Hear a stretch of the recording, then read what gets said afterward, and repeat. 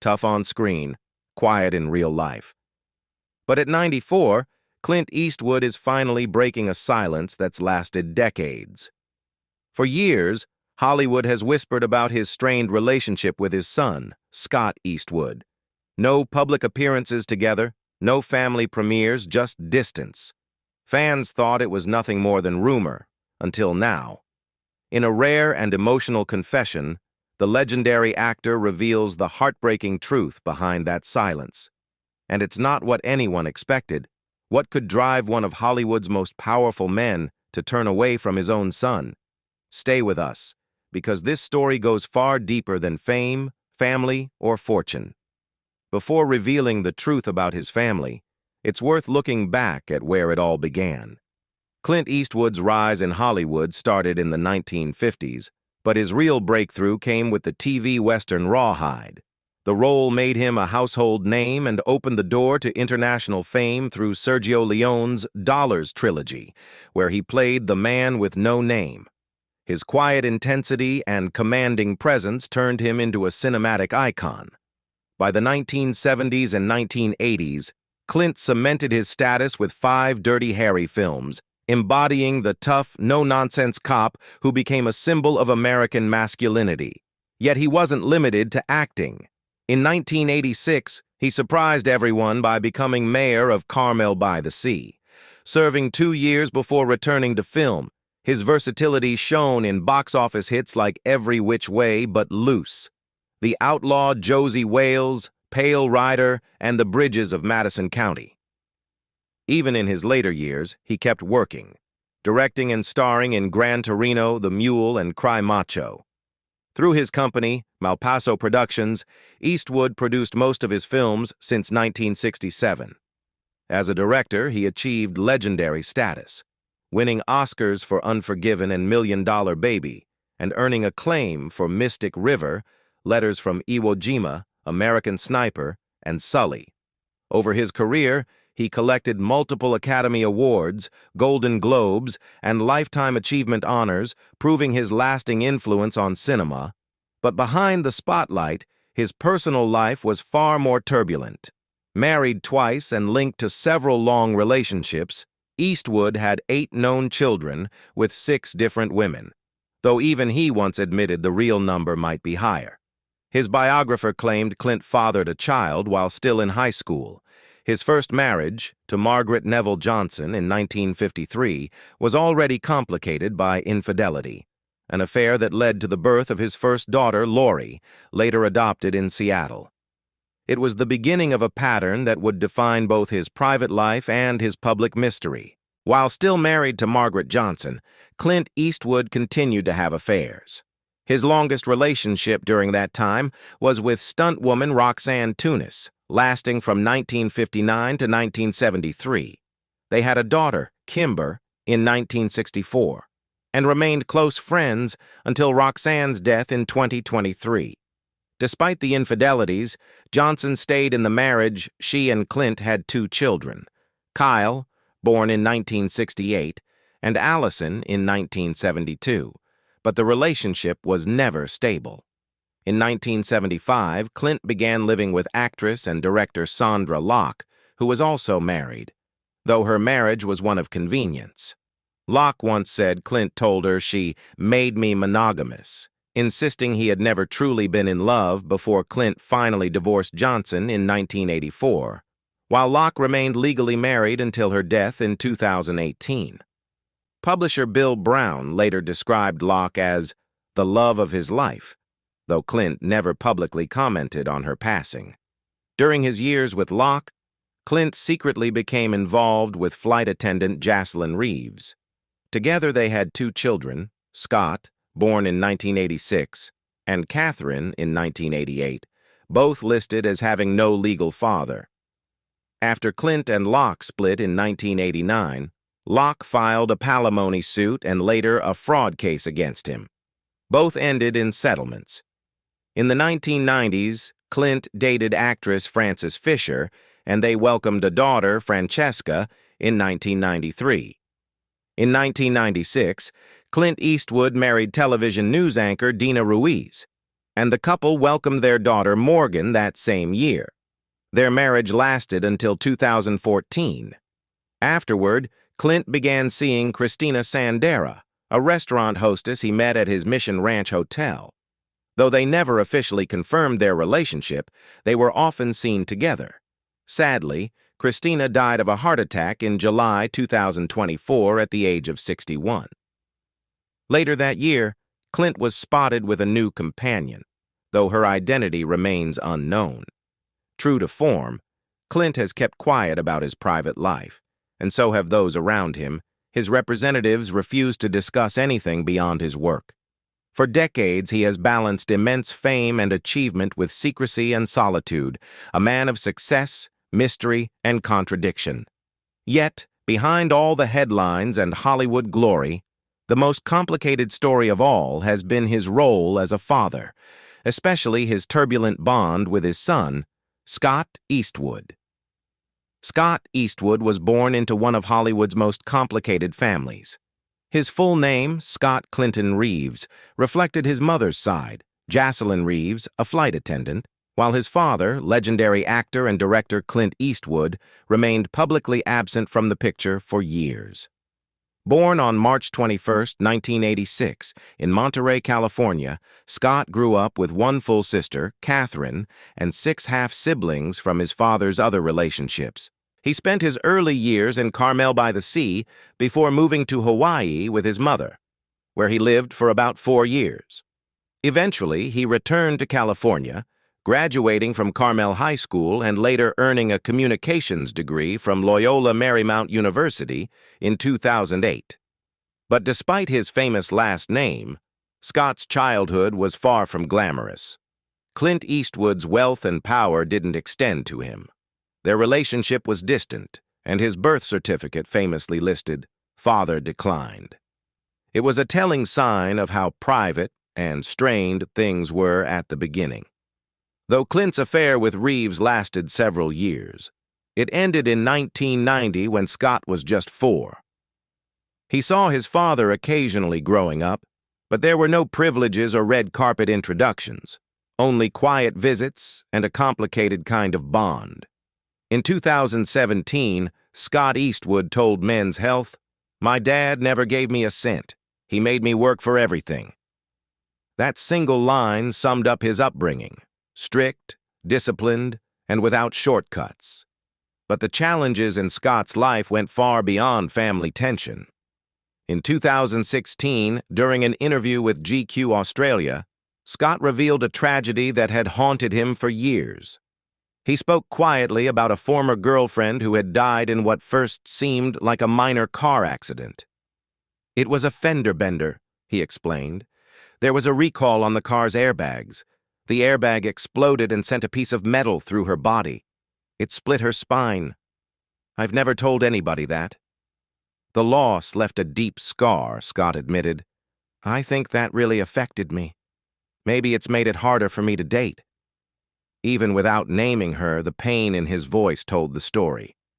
For someone who seemed to have it all, looks, fame, and a promising career, he carried wounds few could see. Despite the heartbreak and the weight of living in his father's shadow, Scott refused to give up. He kept working, determined to prove himself. What most people didn't realize was that, at first, he wasn't even using the Eastwood name at all. For years, Scott Eastwood avoided using his famous last name. Instead, he auditioned under his mother's surname, Reeves. Determined to prove himself without relying on his father's reputation, he wanted to avoid any hint of nepotism. As he once explained, he didn't want people assuming Clint Eastwood could pick up the phone and get him a role. Scott only began using the Eastwood name in 2008, after earning some experience and respect on his own. "I just thought, if I'm really doing this, I've got to carry on the Eastwood name," he later told Nylon Still. Success didn't come easy. To pay the bills, he parked cars and worked construction jobs while auditioning for roles that often went nowhere. Even when he read for parts in his father's films, including American Sniper, Clint turned him down, not out of cruelty, but out of fairness. Scott eventually appeared in small roles in Gran Torino and Invictus, both directed by his father, before breaking out with The Longest Ride, Fury, and Taylor Swift's Wildest Dreams video. Bigger roles followed in Suicide Squad, The Fate of the Furious, Wrath of Man, and Pacific Rim, Uprising. Yet even as his career took off, critics called him an overnight success. Scott disagreed, saying, "It's the furthest thing from the truth. It takes a long time to find your way." The moment that tested him most came in 2014, when he auditioned for American Sniper, one of Clint's biggest projects, only to lose the role to actor Keir O'Donnell. Instead of resentment, Scott took it as motivation.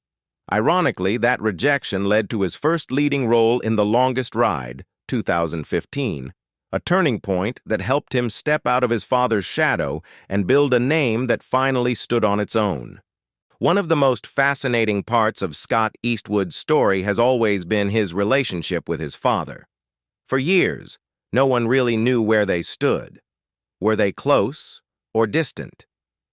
That question was finally addressed in 2016, when Clint and Scott sat down together for their first ever joint interview with Esquire. It happened at a remarkable moment. Both had films coming out at the same time. Clint was promoting Sully, the true story of the pilot who landed a plane in the Hudson River, while Scott had a major role in Oliver Stone's Snowden. The interview took place inside Clint's longtime production office on the Warner Bros. Lot in Burbank, where he'd worked since 1975. At 86, Clint still showed up to the office almost every day. He spoke about his daily routine: editing, writing, leaving peanuts out for a squirrel that visited his office, simple habits that showed his quiet discipline. But behind that calm exterior, his drive was still fierce. "Most people quit in their 60s, he said. Why would you quit?" That relentless spirit was the same one he passed on to his son. Reaching a place of mutual respect between Clint and Scott Eastwood took time. For years, their relationship was distant.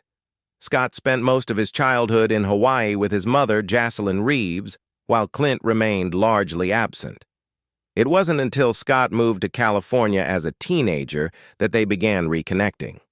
With a 56-year age gap and very different personalities, understanding each other didn't come easily. But when they finally sat down together years later, something seemed to click. Scott described his father as old school. He joked, "I lived with my mom in Hawaii until I pissed her off, then I came to live with my dad and pissed him off." Clint smiled and called him a pretty good kid, adding that Jocelyn had given him strong values, a rare public nod of respect to Scott's mother. Clint raised his son with tough love: be on time, show up, and work hard. Scott said he learned discipline and responsibility from him.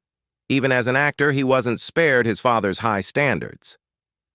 "He never gave me a cent," Scott once said. "He made me work for everything." He auditioned for many of Clint's films, often without success, even American Sniper. But Clint acknowledged his effort, joking, "Now the chicks are calling and asking where Scott is. They used to ask where I was." Scott laughed, replying, "I'll take you out to the bar with me. It'll be fun." It was a rare glimpse of warmth between two strong-willed men learning to respect each other's paths. Watching his father work, Scott said he realized filmmaking was a director's world. Clint agreed, recalling his own early days watching others on set. Just to learn, Scott often recalled a lesson his father gave him early on. "As an actor, I never went back to my trailer. I always stayed on set and learned." Those words stuck with him. Even while filming Fast and Furious, Scott stayed close to the crew, asking questions and observing, just as Clint had done in his early days. Back in the 1950s, Clint was a contract actor at Universal, often given one-line parts and forgotten, but he kept showing up, watching legends like Joan Crawford and learning from directors until he found his craft. When asked how he planned to build his own name beside such an iconic father, Scott's answer was simple: "I just do what he does. Keep moving forward." Clint's advice was equally straightforward. With everything you do, learn something new about yourself. Growth and evolution. That was the Eastwood way. Clint also revealed that instinct, not advice, had always guided his choices. He recalled being told not to make every which way but loose, but he trusted his gut, and it became a massive hit. "Nobody knows anything," he told Scott. "Don't listen to anyone else." Scott took those words to heart. He often visited his father on set. Even flying to Georgia just to watch him direct, Sully Clint praised his son, saying, "He's doing great. He's on the right track." Both admitted the road isn't easy, as Scott put it. You just keep making movies, some good, some bad, but the key is to keep going and trust your gut. It was the same philosophy that had defined Clint's career, and one he had clearly passed on to his son. Clint Eastwood never handed his son success, but he did give him something far more valuable: timeless advice. At the 2024 premiere of his film 1992, Scott shared the words his father told him when he first dreamed of acting: "Follow your gut." It was simple, but it stuck. Whenever Scott faced a difficult decision, he returned to that line. In 2022, he recalled one of those moments. Warner Brothers had offered him a 3-movie deal, including a part in the Suicide Squad sequel, but the contract didn't feel right. "They didn't want to pay me any money," he admitted, explaining that the studio didn't even have scripts for the next 2 films. Unsure what to do, he went to his father. Clint's answer was blunt but wise. "If it feels like they really need you and it's a good part, do it. If not, don't." With that clarity, Scott turned down the offer. A tough call, but the right one for him. That work ethic and independence defined his journey. Despite years of rejection and carrying the weight of his last name, Scott never quit. He often says he wants to follow his father's path behind the camera one day, believing, as Clint taught him, that it's feast or famine for an actor. If you're not creating your own material, you're just fighting for whatever's out there. His rise has been anything but easy, from being publicly unacknowledged to using his mother's name to earning respect one small role at a time. But through it all, Clint gave him something more lasting than fame: honesty, grit, and self-worth. Today, Scott Eastwood stands firmly on his own, not just as Clint's son, but as an actor who's built a career from the ground up. After the death of his longtime partner, Clint Eastwood's life changed in quiet but profound ways. Christina Sandra, whom he had been with for nearly a decade, died in July 2023 at age 61 from a heart attack. The two had met in 2014 at Clint's Mission Ranch Hotel in Carmel, where she worked as a hostess, and made their red carpet debut together at the 2015 Oscars. Her sudden passing came as a shock.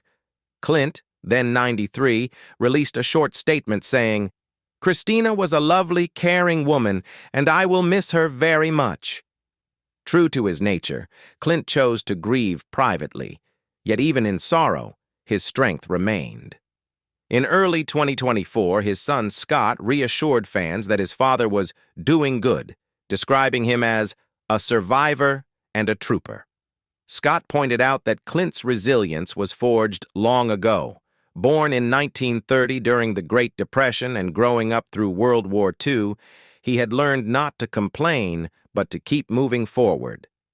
Now 94, Clint's health has become a quiet concern, especially after Christina's death. But according to Scott, his father's spirit hasn't changed. No drama, no self-pity, just the same unshakable will that defined him both on and off the screen. Today, Scott Eastwood speaks about his father with respect and admiration, even after years of distance and struggle. Raised mostly by his mother, Jocelyn Reeves, Scott wasn't publicly acknowledged by Clint until 2002. Their relationship had its rough beginnings, but in recent years, the bond between them has clearly deepened. In 2024, Scott described his father as an inspiration and said he would love to work with him again. Over the years, he appeared in small roles in Clint's films like Gran Torino and Invictus, always earning his place through auditions, and sometimes facing rejection, even from his own father. When Clint didn't cast him in American Sniper, Scott took it in stride, later admitting there was never bitterness, only respect. Now carving his own path, Scott carries much of his father's mindset. "If you're not creating your own material, then you're just fighting for whatever's out there," he once said, echoing Clint's belief in hard work and self-reliance. Despite the distance and the early challenges, father and son now share a quiet understanding built on mutual respect and forgiveness. Their story was never perfect, but it's real, and it's shaped Scott into the man he is today.